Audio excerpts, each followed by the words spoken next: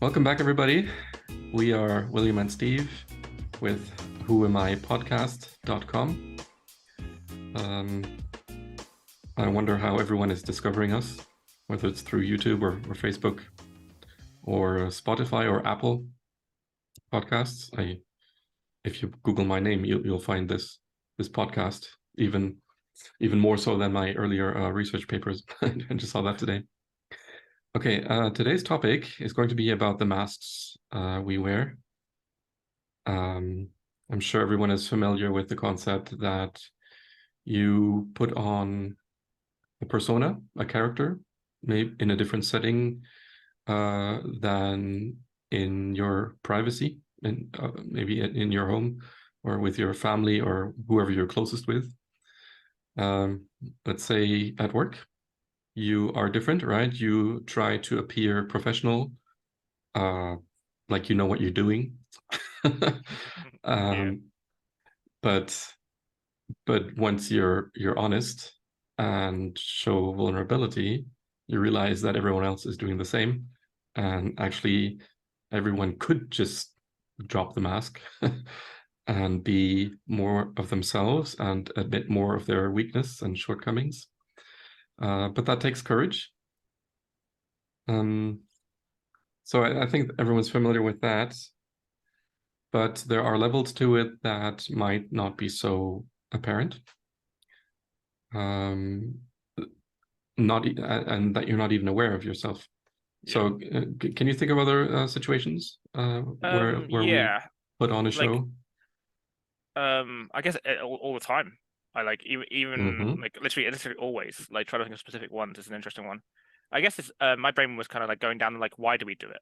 Mm-hmm. Like going down the route of like um what reasons do we have to put on these masks? And again, as always, it's fear, anxiety for anything that is sort of like to protect ourselves or um anything that kind of can be a lie because this is what was going through my mind Mm-hmm. is that you were talking about specific situations. I was running through like again, like you say, work, family times, like even at home, at home, and when we take off these masks, do we become actually a worse person because we're not trying to be better or something? Like again, a whole bunch of concepts that we can discuss as we go through this episode. But yeah, mostly my brain was just thinking about like why we do it and when do we learn to do it? Because we talk, we do talk about the roots of things quite a lot, don't we? And that's obviously Mm-hmm. childhood. And I guess we just keep teaching each generation to do it. I think is probably the easy answer. There's probably more to it than that, but Yeah. like you say, the honesty, and we find out that actually other people are all like most people are feeling the same and feeling vulnerable and afraid. So putting on masks to sort of look what they think they should look like. Mm-hmm.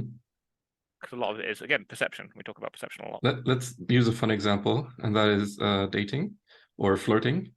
There you To go. to Yeah, even start out with, so just even the first contact with the opposite sex, or whoever yeah. You you're know what? into. Um, That's a good because one. I listened to a lecture on this topic once.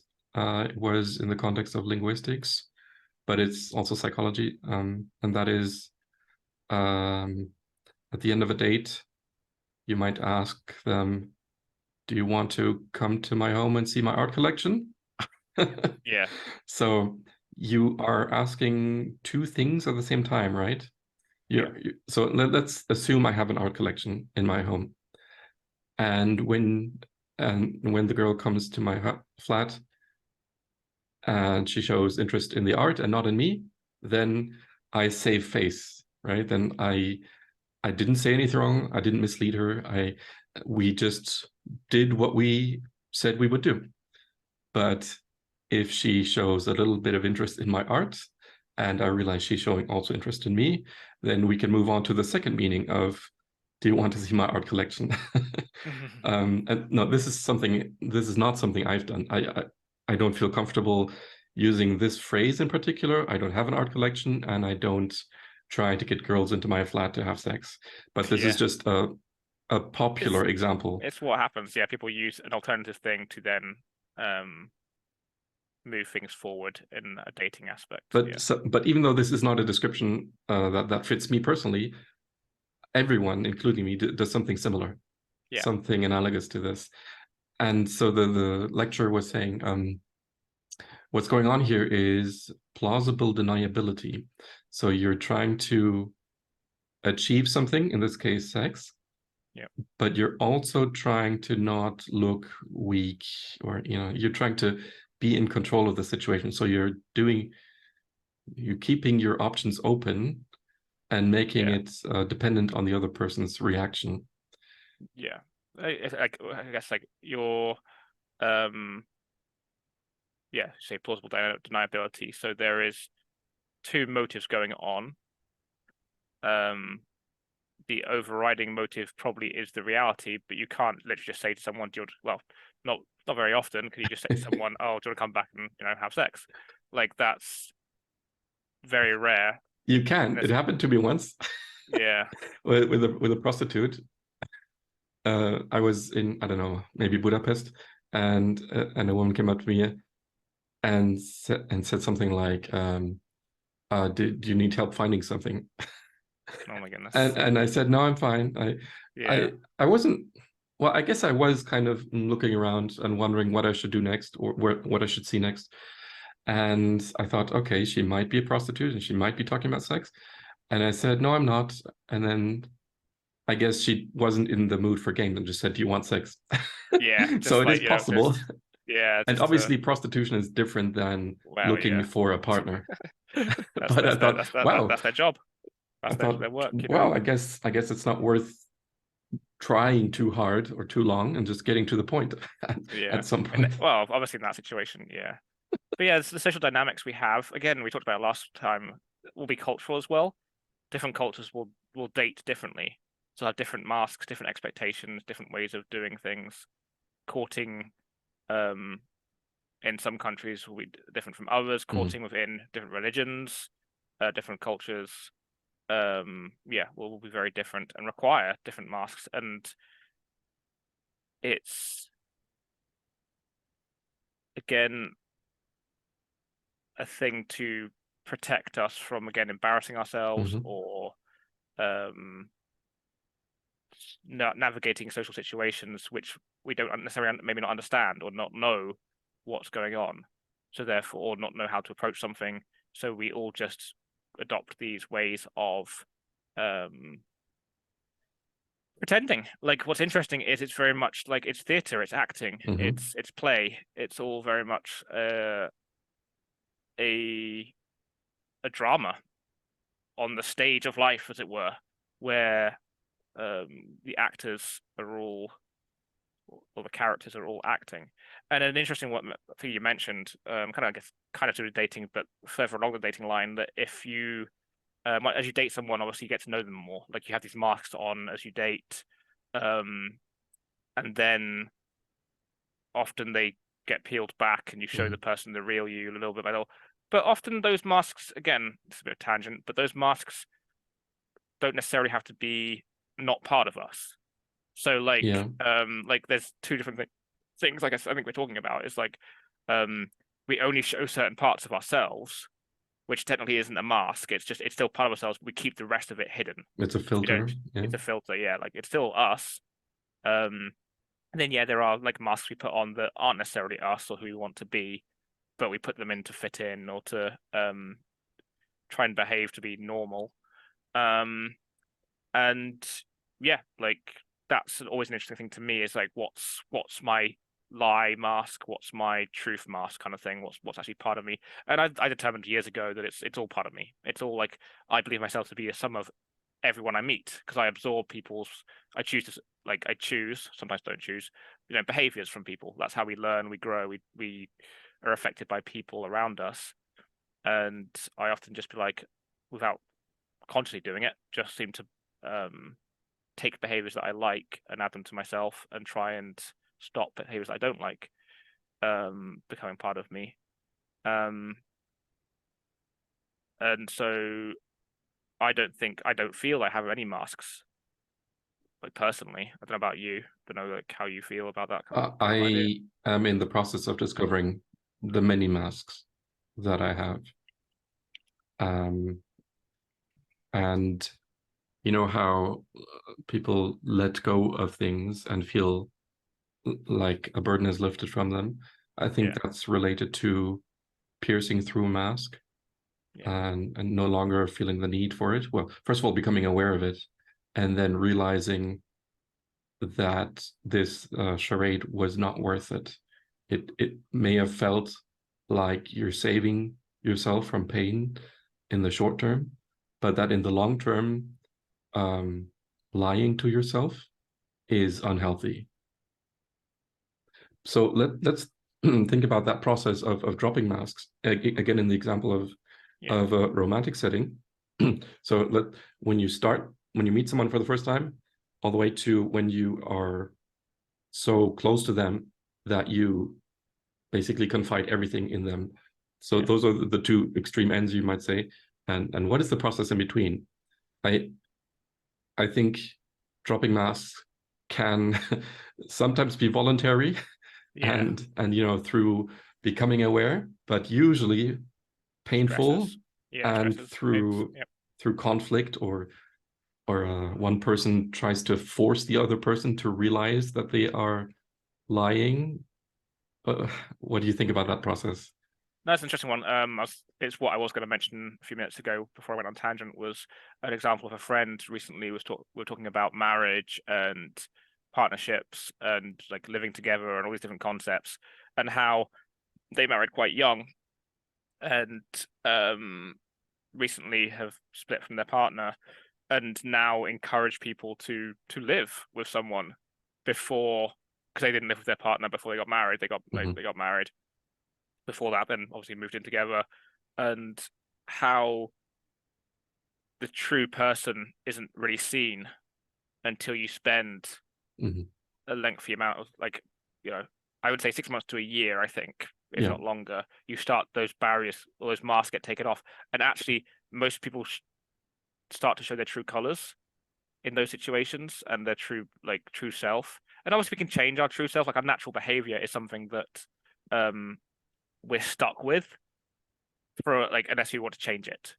So, like, let's say you're an impatient person and you get angry at little things really easy. You know what? There are ways to obviously change that. But if you choose not to and you're living with someone, those things build up very quickly, that you're always just biting at someone and saying, no, you shouldn't do that, shouldn't do that, shouldn't do that, shouldn't do that. And you wouldn't have done that while you're dating and stuff, and while you're, courting, getting up to getting married. And then after that, a lot of it happens with, again, a lot of people, again, I hate to use boxes and stuff, but it happens a lot with men. Like, men, they show themselves to be wonderful and nice and good, and then, like, they get married and suddenly everything just unravels. They feel like they've done their job. They've got married. They like literally they stop taking the wife on dates. They stop getting involved with the children. They like focus on their fun time and nothing else, like, gaming or going to the pub or football, all these kind of different things. And yeah, they've almost like they've done their part. They've the responsibility isn't their job anymore to maintain the loving relationship. Yeah, I've seen it time and time again with people I know. Maybe one reason is that the But not man always. then Yeah. suddenly realizes how much responsibility he has, and that he needs Scares to, them. Yeah. keep that income up, and maybe he focuses too much on his work. I think that's a common That's a common thing as well. And again, possible it's reason. not all men. Again, I've seen it in women too. But just from a majority point of view.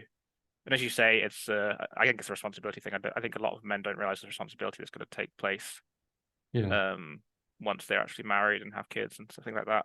And so waiting, in my opinion, is always better. Again, there's obviously specific situations where waiting won't be better, but majority of the time, because you get to see, as we're talking about the masks, you get to see people's masks. Dating should take place for like 6 months, a year, longer, before making the next steps of being, like, actually partners. Like, just date for that length of time. Don't pressure yourselves. It's so strange that we feel the need to rush into these things. And because then again, the masks, you save yourself a whole load of pain, in my opinion, by getting to know the person, because their masks will falter. I've heard that for men, or for many men, their only close friend in life after a certain age, after they're 20 maybe, is their wife. And no one else. And for women, they are much better at keeping friendships going. It seems to be easier when you're younger, but later you need to put more effort into it, and you have, less friends but better friends if you put in the work. That does happen, yeah. Like a lot of men do become isolated and lonely as well because they, again, it's energy. They don't necessarily have the social energy after doing like the work and stuff like that. Right. Or they don't work on their emotional side, Yes. or only as long as it is necessary to find a partner. And then, oh, okay. There you go. I've done it now. Tick that box. I don't need to worry about it anymore. Yeah, like it does seem to be common. And again, I guess, how do we, avoid those traps? How do we make sure we're not like, and I guess that's honesty, that's truth. It's like it's a self-realization, self-love, self-understanding. Again, who am I podcast, what we're doing. You learn to remove these masks for us individually. So again, let's use the situation of dating again, because it's a good one. Is that, let's say we're on a date and we're behaving differently than what we want to, or than who we are, because we feel it's what is expected of us. Like, we just, again, practice not doing that. And yeah, what might happen is that you may come across as awkward and like less cool or whatever. But actually that's better, because then you filter out dates that, like, it'll very quickly, the date will probably go like bad if the person actually isn't compatible with us. Like, it's a much more honest and quicker way of understanding if this person is a compatible person to date. It seems to me that the strategy that you just mentioned, just be yourself from the beginning, is unattractive to some women, let's say. And so that some people need this process of having masks on, let's say, for several years until they start dropping. And some people need someone else who will drop it very quickly. So you're kind of looking for that compatibility as well in a partner. Yes, yeah. And I guess, like, using personal experience, once I kind of, again, realized it was all just me, and then dropped the masks, or absorbed the masks into myself, and just let myself be whatever I wanted to be at the time, people started to connect like more with me. Like you said earlier about the people being in the same boat with their fears, emotions, and also putting on masks, and wish they could drop their masks, but they're too afraid to, kind of thing. Once you, as an individual, drop your masks, depending on your friend setting, because like if you're in a place, it depends on a whole bunch of things, but generally speaking, most people find it refreshing. Yeah. Most people find it like a beautiful thing, and can then let themselves feel more relaxed if someone takes that lead and just be themselves. So talking about, I guess, the idealistic, looking for a partner, the happy outcome that we desire, like, again, expectation comes into it, what we think we should have as a partner, all these different things, which are also kind of masks in themselves in a way. Like, we put on this mask of perspective that makes us see this is how it should be. This is how, like, we want our partner to be like. And that, again, is a dangerous one to be playing with, because you're never going to find what you perceive to be the perfect sort of partner. And again, you may find what you think it is, and then you find out they're actually wearing a mask, and it's like totally the opposite, potentially. Like, again, seen it time and time again. And there's a saying that to be able to love, again, a bit of a side note here, but important concept, you need to be able to love yourself first. Like, that's a fascinating one. Like, I feel go back to the point we were making about being the first people to sort of like lower our masks so that everyone else can kind of feel comfortable to lower theirs. I think that's an important part of self-development, because then you are more in touch with yourself, because you've learned to love all the different aspects of yourself. And I believe personally in energies and like the concept of like magnets, and how if you behave certain ways, your energies will resonate with others, and they will be attracted in terms of like just connecting, not as in physically or emotionally or whatever attracted, like romantically, but just it will pull you together. You will find each other. You'll find the people that resonate the same frequency of love and understanding as you, and you'll also attract others. Like you'll attract a lot of people. Like a lot of people will gravitate towards you because you're being true to yourself, and people do like that. Like I've you know, I used to base my masks back in the day were trying to help people with everything. Like, I mean, I still got issues with that, but like the hero complex. But I would always just, you know, try and be there for people whenever they needed me. Try and do this, try and do that, try and do that. And that was my sole purpose and persona, and why I thought people liked me, why I thought people like would be around me. Like if I wasn't behaving this way, people wouldn't want to be around me. And then I lost all that because, again, health stuff, and wasn't able to do that stuff. And yeah, some people did just disappear off the face of the planet because they weren't getting what I could give anymore. But a lot of people still hung around, and I was like, wait, what? Like they actually just like me for just me. Like there's no pretense of their expectation. I just be myself, and that's it. I don't have to, like, you know, help them with things or be there for them or go out and do exciting things. It was literally just like, you know, a board game or a chat for an hour a week or something, or 10 minutes, or just not be around for a while and then just appear back and be like, hey, I'm here. And I was baffled by that. It really, and it wasn't like I expected that from other people. Again, what's funny is that I never expected anyone else to be always helping me and supporting me to then be their friend. I was just their friend because they were just them. You know, I loved them for them. And when I realized that people did that to me, I started to learn to love myself more, and not need to have that, I guess, self mask. It wasn't a mask to others. It was a mask that I had of myself. And yeah, now I've learned that I have a weird role now. It's like my role now is actually to kind of be the clown and the myself, because again, what I choose to focus on, the part of myself, is the fun part of myself. It's just like being silly and saying stupid things and just being me, that side of me, which you never usually show people because you might be embarrassed or feel uncomfortable showing. And I don't worry if people don't like it. Like if people are like, "Oh, you're weird and whatever," so what? Like that's really interesting. It's not. It's more important to be yourself than what that is. Yeah. People are more attracted to you if you are honest with yourself than, and it doesn't matter so much what that is. Yeah. And I'm not sure why. Maybe they feel like they can't trust maybe. you. Yeah, trust maybe. Genuine. I don't know. I can't ever get the word right, but yeah, being genuine. Yeah. I think people can sense it. I think most people have an intuition that they can sense if you're being genuine, and therefore they will appreciate that more.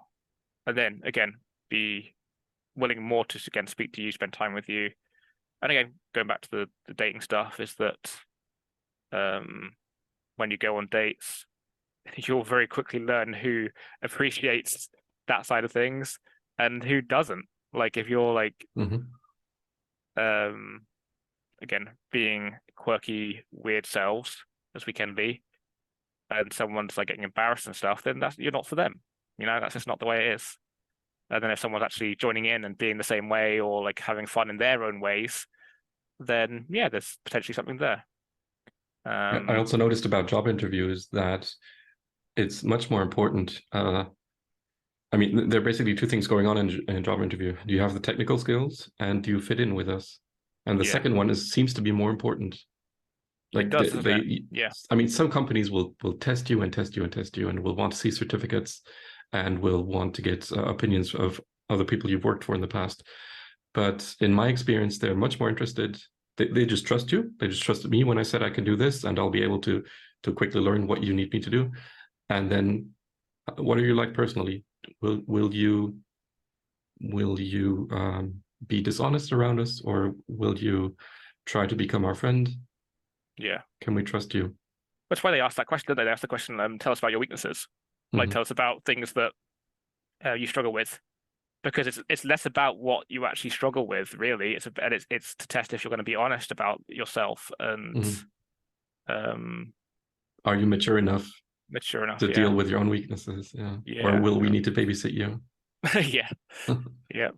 And it's tough again, like to put an honest stamp on it, is that we live in a very complex society where day to day we meet we can meet or be in situations where we have to, sometimes we do have to put on masks. Sometimes we have to put on, like we talked about lying earlier, and the concept of fake it till you make it. That mask has always fascinated me. And we talked about it before, where I hate it. Like, I hate that mask. I hate the whole fake it till you make it. But I have learned that it's actually, for me, again, everyone's different, it's actually very valuable. It's a practicing thing. It's a learning thing. I can learn to be more of what I like, more than something that I want to be. Let's say confidence. Confidence is a good example. Where, let's say, I'm anxious, nervous, whatever. On a mask of I'm confident. Like, in your head, tell yourself, I'm confident. I can do this. I can do this. I can do this. I'm confident. And over time, on a long enough curve, and confirmation of that thing, again, it's almost like self-fulfilling prophecy. Where if you believe you can do it, you can actually do it. If you believe you can't do it, of course you're not going to do it. And so with that kind of mask, it eventually can become part of your personality. You can choose to develop those skills and be like, it may start off as a mask, but it may then become part of you that you can tap into when you need to or want to. Like, again, I was always, like, not always, but like when I had my mental health stuff and my physical health stuff was more extreme. The anxiety was horrific, and I just didn't want to go outside, didn't want to be near people, was just scared of everything. And then I had to go through a process of being like, no, I'm not scared, even though I could feel everything that I was feeling, go out into the world and do things. And sometimes I would, inverted commas, fail and not achieve what I wanted to achieve, and had to make sure I, in a way, kept lying to myself, telling myself that I had succeeded, that it was great from a worldly perspective. Again, success and failures are very perspective based, and throw away those successes and failures so that I could now become the confident person I am. Like, again, I can be in any group setting pretty much, and if I choose to, I can take the lead and I can navigate it, and that's now part of me. It's no longer a lie, I guess. It's now who I am as well as all the other things. I still feel anxiety at some times, but I also do that. So it's an interesting concept, like developing masks. I don't know if you have any thoughts on that at all. So you've said masks have their usefulness. Yeah. And then you differentiated between having them automatically and having them voluntarily. Yeah. And I think most of the time my masks are without my awareness. Oh yeah. And you also mentioned earlier that we get a lot of them from childhood. Yeah. For example, when we were talking about trying to anticipate what someone else expects from me in a partner or a colleague maybe, and then you put on the charade to hopefully fulfill that expectation. We learn in childhood, for example, what it means to be a man or a woman from our parents or other people, especially couples. Yeah. And then we imitate that. And whenever it's someone else, so this, for me, when I watch women and how they put on masks, it's obvious for me. And I think, I wish women were more honest and more open. But when it's about me, I'm not aware of what I do in a similar way. And it might be really obvious for someone else, especially someone who does not deal with that. So for me, makeup is a big topic because it's something I wish there was less of, because it is literally a mask. And it's I find it sad to see girls imitating women, because I think they are fulfilling a role Yeah. and they don't even know what that role means or if it's good to put on Yeah, that role. that thin line between it being fun and an enjoyable experience to connect mothers and daughters, or fathers and daughters, and fathers and sons, and obviously non-binaries and everything in between. Then, but then, as you say, it becomes their identity becomes based around that. Yeah. Like, you're indoctrinating in many ways, young girls to feel they have to wear it. Again, it should be choices are what is important to me, and I don't know to you.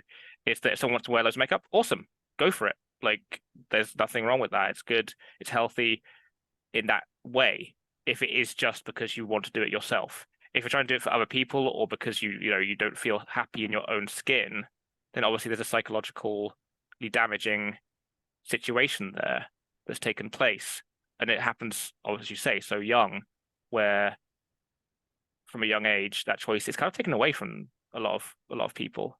Yeah. I'm not trying to say it's a bad thing or it's Oh yeah, dangerous. It's just a go-to example for me because yeah, it's so visible, at least for me. And to be fair, everyone has something yeah. that they do like that, including me. So it's just obvious. It's an obvious example of Yeah. again, as you say, a visible mask that can be But it's used. normal for people, including me, not to be aware of what they're doing and why they're doing it. So Yes. it can be painful when someone else points it out to you. I sometimes talk to women my age, mainly, um, about their behavior with, I don't know, jewelry, makeup, fashion, how they present themselves. And usually they are upset and don't want to talk about it. Yeah. And so that is also normal, and I'm not judging that either. It's just Yeah. an observation, and it happens to me as well. If someone is trying to make me aware of something, of some spell that I'm under, and so apparently that is not the best way to reach someone. And I'm not saying reach someone as in to correct their behavior, Yeah. but just to help them become more aware of what's going on. Well, yeah, choices. Like we talk about, be able to like make the choices of what we want. Like when you highlight someone or give someone different opinions or viewpoints on something that they just do, it can be very uncomfortable for the individual. Like, it can be super uncomfortable and hurtful because they may not have thought about it, or they may um have more a more complex emotional like situation based around that Yeah. thing. Whether it's like, oh, again, I'll give my examples for me, because again, it's important. I try to get more honest about my stuff. Is I have body dysmorphia. Like, I for a long time hated my body, like, because you see in the magazines, six packs, big arms, muscles, and like I enjoyed fitness and working out because it gave me a buzz and it helped me distract from a lot of my sort of depression when I was a teenager. But yeah, I hated my body and I hated the way I look, and I didn't see it. Like, I literally, like, example, may have mentioned it in the past, of like, it was at university, it was sunny, I had my top off, walking down the bridge with some friends, and someone was whistling at me, but I think they were whistling at other people because I couldn't perceive that someone would see me as attractive, because I saw myself as skinny or gross or whatever. And then my friends were like, no, they're like, look at the wolf looking at you because you're ripped. And I'm like, no, I'm not. Like, but at that point, I obviously was, because of all the sports I was doing, etc. And so I became very uncomfortable, and I like very nervous, and very, because someone was highlighting not about how I looked, but how I felt about how I looked. And yeah, it made me kind of realize that there was more going on with me and my emotions around my body and my connection to myself at that time. And so yeah, when someone highlights that, again, it's not necessarily about the thing, it's about our connection to it. And again, I've worked through most of that and I'm much more happy with who I am as a person. Well, I love myself, I love all aspects now. But again, that took years and years and years of like delving into trauma and like responses. And so when someone just happens to highlight it when you're with them, just chatting, it can be very painful and embarrassed. They may feel embarrassed. So But they it put another. seems necessary to go through pain in order to Oh yes, feel the need to Yeah. take a closer look and change things. Yeah. But everyone in their own time, obviously. Like Yeah. again, like I think people like life will put us in circumstances that will allow us to confront these things if we want to, I guess. 'Cause some people don't want to, and that's fine. Again, some people don't want to confront these things. Whatever, Right. that's their choices. And it probably means that they need to take a step back Yeah. and suffer. Yeah. And then decide for themselves when Yeah. they want or if they want to ever Yeah. tackle this. But it's something you cannot force, because the more pressure you put on someone that doesn't want to work on it, the more you will just repel them. And the more I guess, in a way, you become repellent yourself because, like, as a person, because you're trying to, like, let's say I was doing that to someone, they're like, oh, in fact, I do it with my brothers, to be fair. Over the years, I have at various points done this to my brothers where I see things that they can improve or ways that they can behave a bit more like, I guess, learn more about themselves. And I will push and nudge a little bit to try and get them to do that. And actually, looking back, it was kind of bullying in a way. So it didn't work out. They're very humble and they do take things on board. Again, they put up with me being as crazy as I am sometimes. So it kind of worked out in that respect. But I learned a lot about myself and how my expectation, I guess, of that connection to my brothers, and how it wasn't my place. And again, I'm doing something quite toxic there by not looking at myself and focusing on myself and figuring out how can I be more, again, loving, kind. Because again, podcast, it's about who I am. It's about us as individuals and how we interact with the world. And our masks are very much, I guess, the only thing we can change. We are the only one who can change our own masks. Yeah. My sister thinks about me that I criticize everyone, and that I'm super sensitive to criticism from others. And I guess it depends on the person being analyzed, whether it is a criticism or not. Well, it's both parties involved, but it takes both for it to be criticism. You know, you need to be, it needs to be painful for you in order for it to be criticism. But that shows me that I'm good at, discovering other people's weaknesses or masks or lies. But I have the same problem as they do. But I want to be the only one who ever works on that. But why should I ever work on it unless it is to reduce pain? Yeah. So I need to get in contact with people. And I feel very limited in how much contact I can have with people. I go from job to job or to joblessness. Yeah. I think particularly for this reason, because it doesn't take much for me to suffer when I am in touch with other people. And that shows me that there is a lot of charade going on or some other reason for the sensitivity. Yeah. So I am on a quest to understanding that process. I guess I'm always looking for a shortcut, but there doesn't seem to be one. There's not one, unfortunately. No. And I try to be optimistic about this by saying maybe everyone could do with this painful path of self-discovery, but they are suppressing it, and maybe it's good that I'm in this situation, because otherwise I would never work on these things.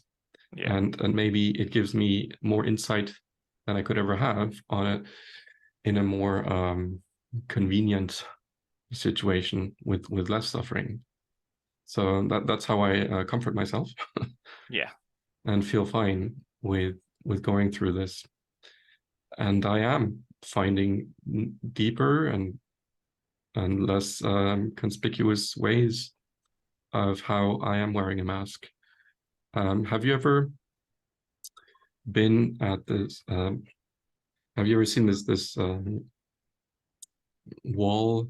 But it's made of, and it's like a poster, but it's Okay. hard, and it has a cutout where the face goes, and so Yeah. you can stand behind it, put your face in, and someone else takes a Yeah. picture.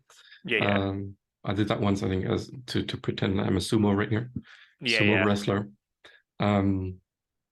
And this image keeps coming back to me. I keep using it in order to make myself aware of what's going on.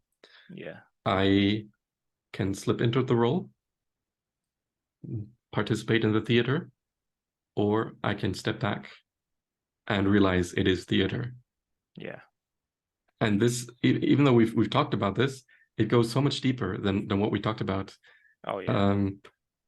So right now I'm trying to discover how my brain does this, Yeah. how thoughts are theater and they filter my perception,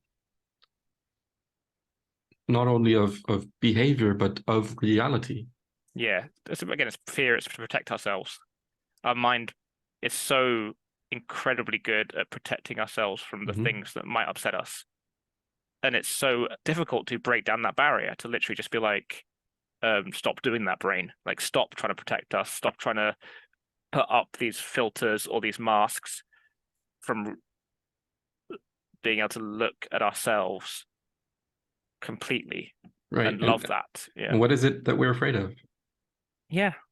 What do we think will happen if we drop the charade? Yeah. So I just have some ideas, but I'm still, discovering it myself. Of course, yeah. It's an You ongoing journey. mentioned we build up an identity with the role that we're playing. And that always means that, well, if you lose an identity, then you die. Yeah, it feels like that. It does feel like So that. Yep. fear of death. Or Yep. I've read it could be fear of abandonment and loneliness, because this environment or this situation that you are living out in this illusion is what you believe you need in order to have a life or fulfillment or anything. But actually, seeing reality is much more fulfilling than any illusion could be. Yeah. But again, as you say, it's painful. Yeah. It's painful. Because we have to confront all sorts of things. Like all sorts of things. Again, our own egos, our own built up perceptions of what is reality or what is the truth. Because again, truth is a fascinating concept, because like they talk about truth being a constant. Truth is truth. Absolute. Absolute. And sure, that may be in some aspects true, but for the majority of us as individuals, truth is based on, as a human being, as an entity of the consciousness, truth is based on perception. Like 1 minute I can say it's true that my name is Stephen Guscott, that is true, and then suddenly I find out that I was adopted at birth and my actual name was like Adam Smith, and then so what is the truth? Like what is truth? Like and so as we peel back the masks that we've learned to do, as we throw those away, we confronted with the lies and the truth. And I think ultimately, this is my like perspective on it, is that we create our own truths. Like that is it. Like we can be whatever we want to be. Like first of all, we have to go through these masks and rip them away or absorb them or however we want to define it. And then we can say, well, I want to be that, or I don't want to be that, or I want to be this, I want to be that. And again, it takes practice. Like, it's again, in theory, that's a great concept. In practice, much more difficult and much more challenging, because you need to practice it. Like, again, go back to the confidence thing. Let's say you want to become a more confident person, more able to relate to people, more able to have more friends or something. Like, you have to go out and do that. You have to go out and spend time with people. You have to go out and find ways to put into practice just being ourselves and caring for ourselves. Sorry, go on. I'll give you a practical example that Yeah. impressed me. Just the other day, an old friend told me that there was a phase in her life, maybe she was around 30, I don't know, when she dropped everything that she was doing. Her work contract ended, her flat contract ended, and for a lot of people that would be scary, right? Because that's Yeah. your foundation and Yep. that gives you security. But she just pushed through, and she said she was basically jobless and homeless for, I don't know, Nice. maybe months. It Yeah. sounded like months to me. But things just fell into place. She was able Yeah. to stay with her sister for a while, stay with a friend for a while, do little jobs here and there, or just, not just live on savings and just live out of a backpack. Yeah. And it was the most liberating thing, because for the first time in her life, she was doing whatever she wanted, whatever she thought was worth her time. Yeah. And she learned a lot of great things about herself. And who does that? Yeah. You do hear tales of the people that do these kind of things, and it always impresses me. And I would love to be able to do that. Like, I'd love to be able to, like, you know what? I'm just gonna sell everything I've got. I'm gonna go and just like buy, say, a peddler's license, like to be able to sell things on the street, Uh-huh. and just start finding things to sell on the street, and just do that from town to town, and just roam, and then ask people on the streets, like, hey, like, I'm a good person. Do you have a couch that I can stay on or something tonight? And then, like, do that from night to night. Different people go different places. People do that. I mean, it's Yeah. rare. People do that, and I'm always like, wow, sounds just so liberating, to put your faith and trust in the universe or yourself, that things will just be fine. And sometimes they don't. I mean, we focus on the success things, but Mhm. sometimes they don't actually. But sometimes you go out there and it doesn't have isn't that liberating, fun journey. You have to, like, you become homeless, for example. You do Mhm. become homeless. You don't have a support network that you hope for. But again, it's how we perceive it. You've taken those risks, and that's what's important, the perceived success. But most of the time, from what I've heard, is that most people seem to make it work. It just happens. And But the majority of people never go through that process. So what does yes, that mean for obviously, yeah, them? That yes, means that for the rest of your life, you are fulfilling expectations, filling roles, just doing what you're supposed to do, yeah, just being an employee. pressured, yep, stresses. Again, simplify is one of my favorite words the last few years. Simplify, simplify, simplify. Like, we overcomplicate everything. As, like, even with these podcasts, we talk about things, like, I know when we're doing them, I love it, it's awesome, but we're also at the same time we're applying our ability to overthink and to conceptualize and to theorize. And again, if I do that all the time in my life, which I have done in the past, it's dangerous. Like, it's caused me pains. But having this little moment where we can come and chat and to overthink, and then I can go away and I can just do my own thing. To me, that's liberating, to be able to have those moments where we can do certain things and feel free and not pressured I think you feel by. more comfortable than I do during the podcast. So Okay, this one in yeah, particular has tensed me up, yeah, because I keep getting ideas of what I could say, and then they trigger some upsetting feeling, okay, and then I blank and I cannot say what I wanted to say. And I try to be optimistic by thinking, okay, it's good that something triggered this, because it means I need to work on it, and I want to work on it voluntarily. yeah, I'm doing this voluntarily. It's the whole purpose. I initially, at least, and still is, to challenge myself. yeah.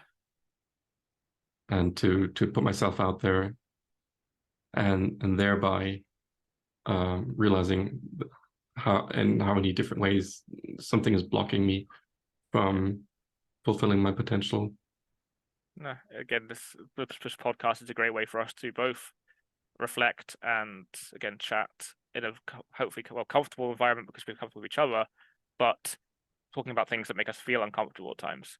Yeah. And that's what I think, one of the many things why we do this podcast is that we hope that, others take a moment to be like, oh, am I stuck in a bunch of masks that of being comfortable? Because sure, being comfortable is nice, it's good. And I think that's important to have times when we're comfortable. But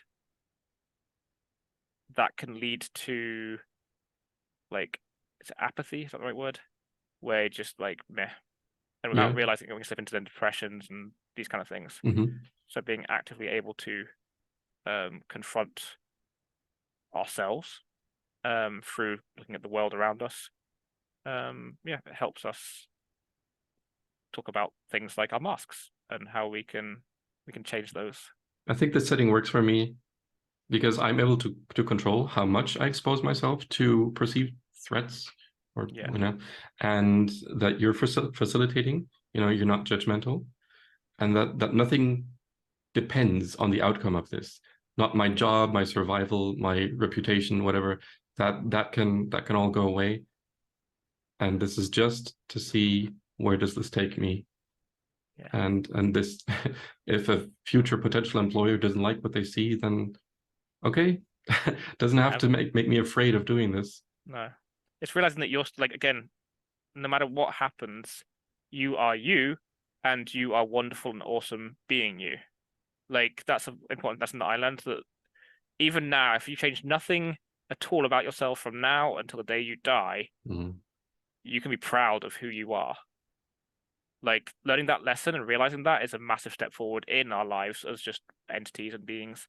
Is that actually, when I learned that, when I realized I didn't need to change, because ultimately we don't have to. This is a choice that we're making here. We don't have to. You could. I know you could go out there, get a job, do things. That's it. That's the rest of your life just done. Yeah. But actually, you want more. You want to actually be able to feel happy with what you're doing and who you are. And so we make these choices to do what we do, and I think that's something to be very proud of. Personally, that we are who we are, and we are good people. Already, we're just trying a little bit extra for funsies. I'll end with the German saying that is, the path is the goal. Yes. Yeah. I think that's such a great little compact saying. Yes, it's brilliant. That's perfect. Yeah, absolutely perfect. Thank you, and see you soon. Thank you. Bye.